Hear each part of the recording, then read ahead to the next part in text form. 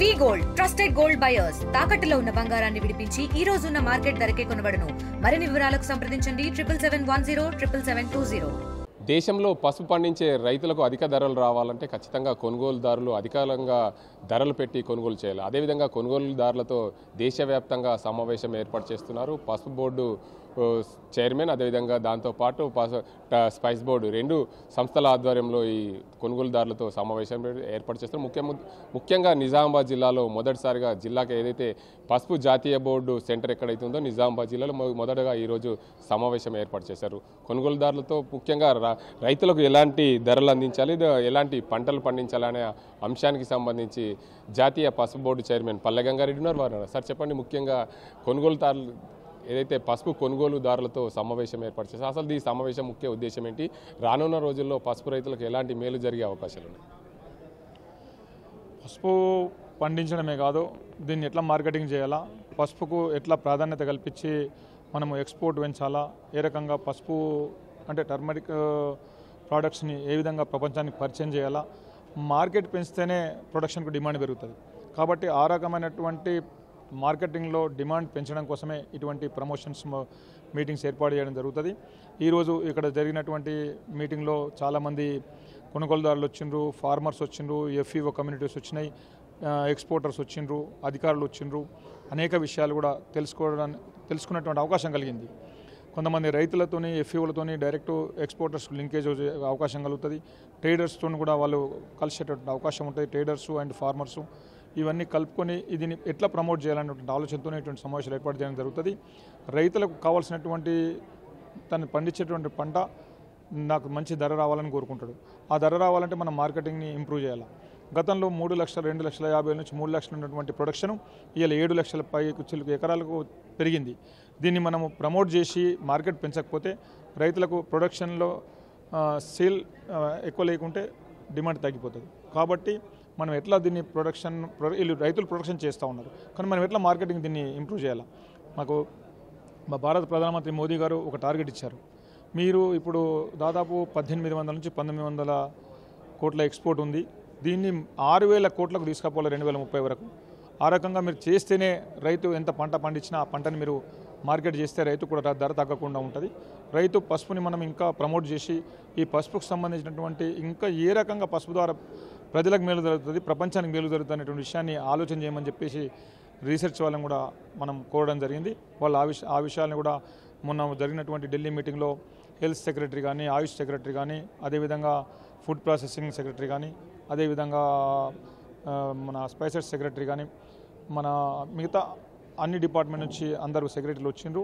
దీనికి సంబంధించినటువంటి పసుపుని ఏ రకంగా ప్రమోట్ చేయాలనేటువంటి విషయంలో ఆలోచన కూడా చేసిండ్రు. కాబట్టి మనం రైతులకు ఈ ప్రమోషన్స్తో పాటు రైతులకు కావాల్సినటువంటి మినిమం ఇన్పుట్స్, రైతు తన పసుపు పండించిన తర్వాత దాన్ని ఉడికించుకోవడానికి పోస్ట్ హార్వెస్ట్ తర్వాత పసుపు ఉడికించుకోవడానికి కావాల్సినటువంటి బాయిలర్ కానీ, ఆ బాయిలింగ్ అయిన తర్వాత దాన్ని ఎండబెట్టిన తర్వాత దాన్ని పాలిష్ చేయడం కోసం పాలిషర్స్ కానీ, ఒకవేళ వాతావరణ పరిస్థితులు బాగాలేకపోతే దాన్ని కాపాడుకోవడానికి టార్పాలిన్స్ కానీ, అదేవిధంగా ఫ్యూచర్లో ఇప్పుడు భూమి మీద ఆరబెట్టేటువంటి పసుపు రేపు ప్లాట్ఫామ్ ఉంటే బాగుంటుందని రైతులు కోరుకుంటున్నారు. కాబట్టి ఆ ప్లాట్ఫామ్స్ కూడా మేము మినిస్ట్రీ ద్వారా అడుగుతూ ఉన్నాం.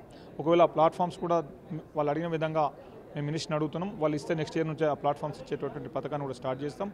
ఇంకా కావాల్సినటువంటి వాళ్ళకి ఏదైతే ట్రైనింగ్స్ పసుపు ప్రొడక్షన్లో మొదలు ఏ రకంగా మీరు విత్తనాన్ని శుద్ధి చేయాలా, ఏ రకంగా మీరు సోయింగ్ చేయాలా, ఏ రకంగా చీడపీడలు రాకుండా దాన్ని కొంత కాపాడుకోవాలా, ఏ రకంగా కొంత సెమీ ఆర్గానిక్ పూర్తి ఆర్గానిక్ స్థాయిలోకి తీసుకురావాలని మేము ఇప్పటికీ కోరుకోవట్లేదు. ఎందుకంటే అంత తొందరగా రైతు దాన్ని ఆర్గానిక్ చేయలేడు. కాబట్టి సెమీ ఆర్గానిక్ స్టార్ట్ చేసి పూర్తి ఆర్గానిక్ స్థాయిలకు పసుపును కూడా తీసుకొచ్చే ప్రయత్నం చేయాలా. ఇది మనం ఆర్గానిక్ స్థాయిలో అయితే మీకు ఖర్చు కూడా తగ్గిపోతుంది, మనకు రేటు కూడా మంచిగా ఉంటుంది. కాబట్టి మార్కెట్లో రేటు కూడా ఎక్కువ వస్తుంది. కాబట్టి ఆ రకంగా చేయాలని ఆలోచన, ట్రైనింగ్ క్లాసెస్ పెట్టడం, స్టడీ టూర్స్ పెట్టడం, ఈ రకంగా బోర్డు ఆలోచన చేస్తూ ఉంది. రైతులకు ఏ రకంగా బోర్డు ద్వారా మేలు జరుగుతుందో, గతంలో స్పైసెస్ బోర్డులో 30 ప్రోడక్ట్లతో పాటు ఇది ఒక ప్రోడక్ట్ ఉంటుండే, కానీ ఇప్పుడు ప్రత్యేకమైన బోర్డు ఏర్పాటు చేయడం వల్ల దీనికి ఒక ఐఏఎస్ ఆఫీసర్ సెక్రటరీగా రావడం, మళ్ళీ చైర్మన్ అపాయింట్ చేయడం, ఇంకా మిగతా విషయాలన్నింటినీ కూడా మేము ముందు మొన్ననే ఒక హైదరాబాద్లో మీటింగ్ వేసుకొని సైంటిస్టులతో ఒక సమావేశం ఏర్పాటు చేయడం జరిగింది. పసుపులో ఎక్స్పర్ట్స్ ఉన్నటువంటి సైంటిస్టులు, గత 30 సంవత్సరాలు రీసెర్చ్లో ఉన్నటువంటి దినేష్ గారు అనే సైంటిస్ట్ కానీ, మనోహర్ గారు కానీ, ఇంకా చక్రపాణి కానీ ఇంకా చాలామంది వచ్చిండ్రు. దాంట్లో నేను మా సెక్రటరీ గారు కూర్చొని చాలాసేపు 2-3 గంటలు డిస్కస్ చేసి రేపు ఈ పసుపుని మనం ఏ రకంగా ప్రమోట్ చేయగలుగుతాం, ఏ రకమైనటువంటి పరిశ్రమలు తీసుకొస్తే పసుపు ఇంకా మనకు డిమాండ్ పెంచగలుగుతాం అనే విషయాలు ఆలోచన చేసినాం. ఇంకా ఫ్యూచర్లో కూడా అనేక విధాలుగా మనం చేయాల్సిన అవసరం ఉన్నది. ఇంకా చేయడానికి మేము అందరం సిద్ధంగా ఉన్నాం. అయితే పసుపు రైతుల కోసం ఎలాంటి దిగుబడి వచ్చే విధంగా కర్కుమిన్ శాతం అధికంగా ఉండే విధంగా ఎలా విత్తనాలు అందించే అవకాశాలు ఉంటాయా? మేము వాస్తవంగా ఈ దేశంలో 200 రకాల పసుపు ఉన్నప్పటికీ కూడా మనము వాస్తవంగా రెగ్యులర్గా పండించేటటువంటి రకాలు 30 రకాలు మాత్రమే ఉన్నాయి. రెగ్యులర్గా ఒక తమిళనాడులో సేలం వెరైటీ పండిస్తారు, కర్ణాటకలో రాజాపురి వెరైటీ పండిస్తారు, ఆర్మూర్ ప్రాంతంలో ఎర్రగుంటూరు వెరైటీ పండిస్తారు, కడపలో కడప వెరైటీ పండిస్తారు, ఈశాన్య భారతంలో లాక్డౌన్ వెరైటీ పండిస్తారు. ఇట్లా అనేక రకాల వెరైటీలు పండిస్తారు. ఒక్కొక్క ప్రాంతంలో ఒక్కొక్క వెరైటీ. ఇప్పుడు పాడేరులో ఒక వెరైటీ పండిస్తారు ఆంధ్రప్రదేశ్లో. ఇట్లా రకరకాల వెరైటీలు పండిస్తూ ఉంటారు. ఒక్కొక్క వెరైటీకి ఒక్కొక్క ప్రాంతంలో డిమాండ్ ఉంది.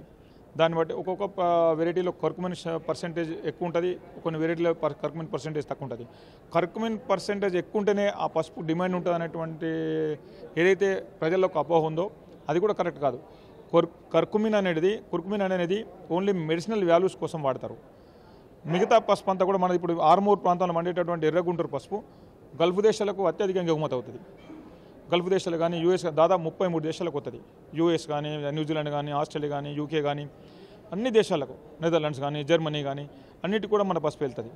అవన్నీ కూడా మనకు ఈ వంటలకు కానీ, కాస్మెటిక్స్లో కానీ మిగతా వాటి కోసం వాడుకుంటారు. ఈ కుర్కుమిన్ అనేది ఓన్లీ మెడిసినల్ వాల్యూస్ కోసం వాడతారు. కుర్కుమిన్ క్యాన్సర్ని అడ్డుకునేటటువంటి శక్తి కుర్కుమిన్కి ఉంటుంది. కాబట్టి ఈ స్టార్ బక్స్ అనేటువంటి ఇప్పుడు కాఫీ టీలు అమ్మేటటువంటి ప్రపంచంలో ఉన్నటువంటి ఒక పేరెన్నికమైనటువంటి స్టార్ బక్స్ ఉందో దాంట్లో కాఫీ టీతో పాటు ఇప్పుడు గోల్డెన్ మిల్క్ పేరు మీద ఈ పసుపుకు సంబంధించిన కుర్కుమిన్ కొంచెం ఒక చిటికెడ వేసి ఒక కప్పు పాలల్లో 200 రూపాయల కప్పు అమ్ముతా ఉన్నాడు. అది కూడా మనకు ఒక ప్రమోషనే.